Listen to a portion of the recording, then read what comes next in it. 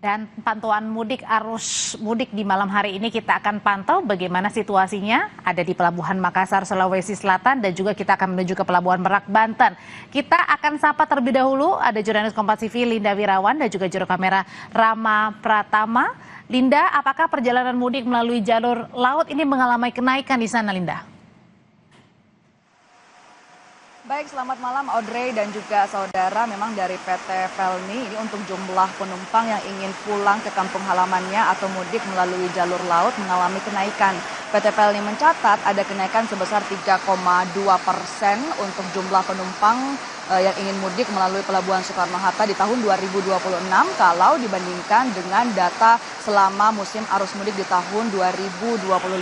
Untuk tahun ini selama musim arus mudik sudah ada total sebanyak 179.972 penumpang yang naik ataupun yang turun di Pelabuhan Soekarno-Hatta. Memang kalau kita melihat di data hari ini saja, Kamis 19 Maret 2026 masih ada total 5 kapal, baik itu yang bersandar ataupun yang berangkat dari Pelabuhan Soekarno-Hatta. Walaupun puncak arus mudik prediksinya sebenarnya sudah jatuh di tanggal 17 sampai 18 Maret 2026, tapi hari ini masih ada total 5 kapal yang akan bersandar ataupun yang juga berangkat dari Pelabuhan Soekarno-Hatta, Kota Makassar, Sulawesi Selatan.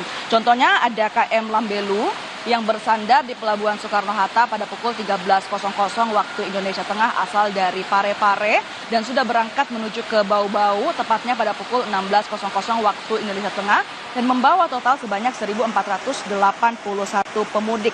4 kapal lainnya yaitu KM Tilong Kabila bersandar pada pukul 17.00 asal dari Labuan Bajo dan berangkat pukul 21.00 menuju ke Bau-Bau. Ada juga KM Dharma Kartika 3 berasal dan berangkat menuju Selayar, KM Sabuk Nusantara 85 berasal dan berangkat menuju Bantaeng, dan yang terakhir ada KM Sabuk Nusantara 52 berasal dan juga berangkat menuju ke Macini Baji. Dari data yang kami dapatkan dari PT Pelni yang menyatakan bahwa memang dari Pelabuhan Soekarno-Hatta ada 3 tujuan favorit dari Pelabuhan Soekarno-Hatta, Makassar, Sulawesi Selatan. Yang pertama yaitu menuju ke Surabaya, Jawa Timur, menuju ke Bima, Nusa Tenggara Barat atau NTB, dan yang terakhir yaitu menuju ke Balikpapan, Kalimantan Timur. Audrey.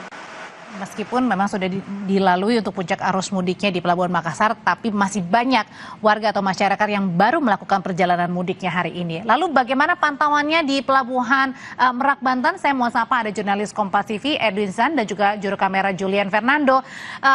Edwin, kalau kemarin tadi pagi sampai dengan sore ini masih banyak yang melakukan perjalanan mudik ya melalui Pelabuhan Merak. Bagaimana kondisinya malam hari ini, Edwin?